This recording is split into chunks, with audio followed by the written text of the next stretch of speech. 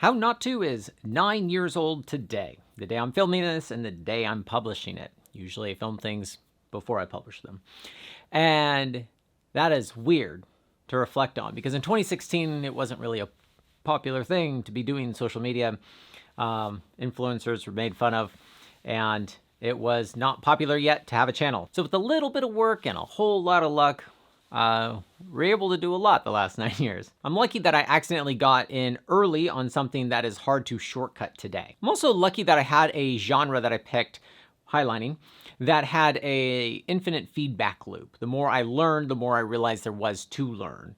And so I never ran out of ideas. I'm also lucky to have discovered Breaking Gear was a hole in the online educational market, so that it made up for my lack of editing and storytelling skills until those got better. I'm also lucky to be wired the way I am, to be able to do something for a long period of time that is 90% suck and 10% fun, very much like climbing a mountain. I painted houses for 20 years, but I'm lucky that I burnt out from that approximately when e-commerce became easier to do. So now I have a climbing store with Shopify and all the tools that allow that to be,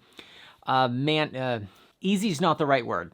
Bootstrappable. I mean, it's not that hard to open up a Shopify store. It's hard to make a great Shopify store. So, but it is good timing in which that became possible when I decided to stop painting to try to make this a full-time gig. Because I think that the secret sauce to the channel isn't that I'm a store trying to tell you about gear. It's because I'm a gear nerd who has a store to support exploring the gear. And I think that's really an important distinction that I really would probably be making these videos anyways, even if the store stopped. Because I am trying to answer every question about life supporting gear, and you need people to watch that in order to make it worth the effort. So I am lucky to also have as many people watching as I do. And I'm also lucky to have as many people who have helped, the hundreds of people who have helped get How Not To up to this point. So after only 9 years, it's an overnight success.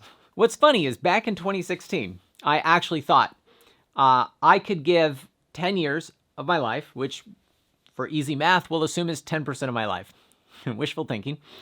And that if I could answer questions about highlining, it was very highline centric, then that'd be worth 10% of my life if I can make a big impact.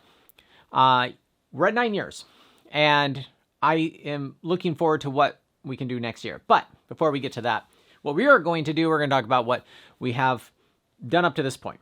On the channel side, we have made 671 long episodes, 412 reels. And for context, a long episode now takes probably an average of 20 hours. The hard ones are 100. And shorts are no less than an hour and a half to make, the 1-minute shorts. Sometimes we'll spend 3 to 4 hours on those. We've also put out 116 newsletters, 116 Saturdays in a row. And we put a lot of effort into those because I want people to be able to learn something in addition to seeing the content that we put out for that week. And of course, we have broken thousands of things. I do think views and subscribers are irrelevant to impact. I have seen smaller creators have more impact than giant creators. But since that's what the world measures off of, we have 172 million views on YouTube and 336,000 subscribers. Instagram is a harder metric to figure out over the lifetime, but definitely over 100 million views and 194,000 followers. The store has been open for almost 2 years now, and we have sent out 35,000 plus orders the day that people have ordered it, or their order would have been free. Anytime you order from 1 p.m. or earlier that day, it goes out. Pacific time. We are not perfect, but we do have a 0.003% screw up rate. And of course, when we do screw up, we of course take care of the customer. That's pretty good. We are actually trying to get that to be half of what it currently is. For context, anybody in the e-commerce business, whenever I tell them that and they're listening, they stop me mid-sentence and they tell me to turn that guarantee off, that I'm crazy, that that's ridiculous, no one should do that, because we'll have $10,000 days. Sometimes we'll have $20,000 days. And that would suck if we didn't get your package out to the mailman the day you order it. But we also have like quadundancy in order to fulfill the stuff that I know is on the shelf. Now, if our inventory is off by a little bit, that's usually where the or it's freeze happen. But I think that's a pretty cool metric. I started a store because I couldn't find anybody to partner up with that took shipping as serious as me. as I would if I had a store. And so that is why that is such a core principle in our business. For context about the size of our shop, we have about 5,000 different things, 5,000 plus SKUs, several of each, and that adds up to about $1.4 million in inventory that's ready to ship today. It doesn't count the gear that we've paid for and that we're waiting for, or the stuff that's not ready to sell. And so there's a lot of options, way too much niche stuff on the shelf that has a slow turnover rate. But I think that doesn't optimize cash. But it definitely is, I think, helpful, which is one of the core things I care about the store being. There's one way to guarantee to not make money is sell things by the foot. It's the labor to cut short pieces of rope is not, but we just revamped our by the foot room and we just added like 100 new SKUs to it. So pretty much any kind of rope that we have right now, you can buy by the foot. But I think that kind of stuff is helpful and I like having it. Between the lab, the store, the thing next to the store, Climbing Taiwan, his team, the storage units, we have 7 rents. That's stressful when I say that out loud. We have 15 full-time people on our team now. I think 3 or 4 contractors as well that we regularly pay. It's like quite growing. And so I'm getting more confident that we'll be able to answer every question about life sporting gear. Now, when I started, I didn't realize how many questions there were about gear. I knew I had questions. I thought the answers lived out there somewhere. Sometimes they do, and sometimes they don't. Sunscreen episode. After about 4 or 5 years in, I realized there were a lot of questions not answered, and without doing backyard science, but also like real science, you would need to be able to do a lot of work to answer that, and I was willing to do it. So the goal was to answer every question about life supporting gear about 4 or 5 years in, and I realized that would also be expensive, and so we've found a way to make that sustainable. We now have a team, and we're starting to train everyone on the team to help make content, because it's not just one sidekick standing here. It is a huge time suck. It's a lot of people to make a good video. The last video we put out on Wednesday was the Screamer episode, and Bobby helped do most of that, which was a really cool experiment for him to prepare the tests, prepare the area, to organize the footage, and put together 90-95% of it before I had to narrate and then polish the last little bit of edit. So that went really, really well. I'm very excited about the fact that a complex long could be taken that far over the finish line with so little of me, because I'm the bottleneck right now. If we can train more than half the team, we still need a team to operate the store. I want to put 100 hours of effort into one long episode. I want 2 to 3 hours of science, of like the amount of tests we have to do, or how hard the test is to set up, whatever you want to measure, goes into a 1-minute reel. But storytelling comes into play in that. Like, we have to have great storytelling or no one watches it. If break test happens and no one watches it, did science happen? No. And that's why a lot of the tests that already have been done in the world, no one knows about. Also, because we touch all the gear, we have a lot more clarity on what the questions are. And so, ideally, we can answer the questions as fast as they come in by my 10th year anniversary video. I have gone through several different phases in the last 9 years of only talking about stuff that's done, to talking about stuff that's coming, like the drop tower. I took everyone along for that journey. And then I've come back to only talking about stuff when it's done, because there's all sorts of exciting stuff like Edelrid's Ultralight Portaledge that I don't bring up until it's done.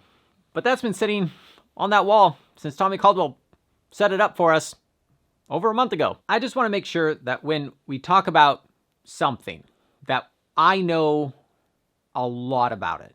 And I usually don't stop until the person who designed it or the place that sells it or makes it says, really? I wanted to scratch and scratch and scratch and scratch till we figure that out. And so the first phase of any content we make is R&D. We think it's worth researching. And when it's got a green light, it goes to R&D. And we just don't even start making a video about it until until it hits this point where it's like, that's worth telling the world. Because I want when somebody clicks the little clickbait thumbnails that they get something for their time. Then, if we want you to know that sunscreen is not bad for your rope and that you should wear it, that we package it around story so it's watchable. And then it goes and gets edited. And up until this last video, I have done 99% of the editing. Some of the reels, I'll probably do 50% of those.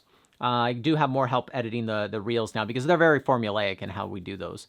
But longs, there's a lot of story baked in, and so you have to have somebody who can tell that story. And that is something we have to train, and to train it, you got to be able to articulate it. And so we got these massive SOPs in order to do everything in our store now, including making videos. So we go from R&D to a video and then to words. I want to make sure that this all gets consolidated into a book. We are going to be remaking the Bolting Bible. We're going to be making a new Highline course. We're going to be making Breaking Gear Fear, a book that summarizes all the tests we've ever done that don't belong in one of the other books. And when you try to explain something is when you realize how little you know. And so when you go to write it down and make the video, you gets dropped back into the ideas bucket. Once it's green lighted, it goes back up to the R&D, videos, and words, and it just goes round and around and around until we have answered all the questions. Now, creating a team and a system in order to explore and discover and do some science and tell the world about it, all the stuff you need to break stuff, I feel, is too expensive. And so that's why we're doing this side thing of SlackSnap, where we're building all the solutions we need in a way that other people can use them, maybe lease them, maybe pay for tests by samples. We don't do that yet. Please don't email us about it. Or break stuff on their own with the machine that they bought at an affordable price. Because I got a quote from Instron for like $250,000. And you're just like, but I built that for $2,000. And you're like, there's got to be something in between. And it does the same thing, except it don't have, well, now I got a graph. So the load cells, the Dyneema I have in the system, the shackles, like, oh my gosh, I have learned so much of what not to use. And now we have most of the solutions. Now, we haven't been able to put the whole package together. The brake test machine, the UTM, we are going to warranty it.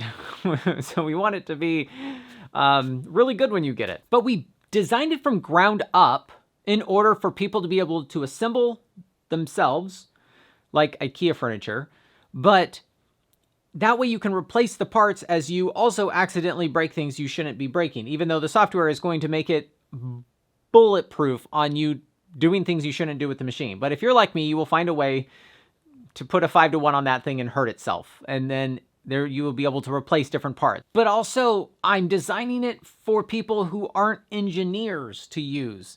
All the equipment out there, it seems like, are built for people who are already nerdy about this stuff. Of course, nerdy people are going to break stuff, but like not everybody has an engineering degree, and it needs to have a really simple UI. Imagine an iPhone, but on a brake test machine. Another thing I realized in the last 2 years was you can write the best bolting Bible ever, but if there's no great solutions for it, then what are people supposed to do?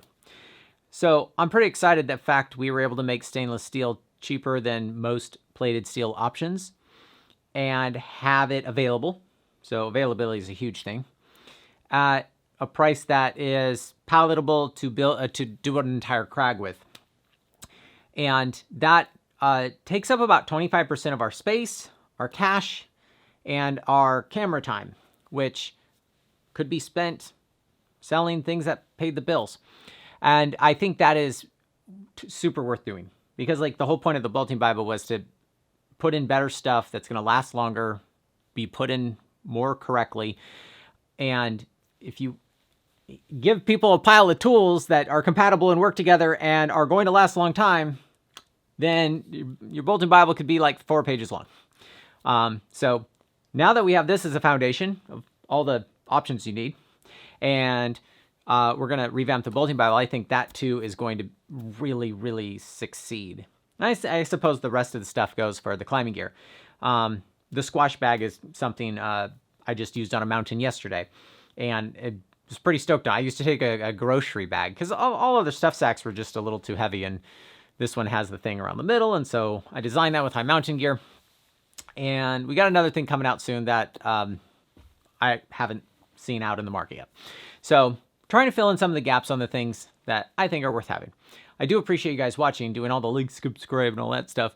But also, getting your gear at hownottoo.com is clearly what supports this machine continuing to answer every question about life-supporting gear. See you probably next week, but next anniversary video is going to be me holding up all 10 digits. See you then.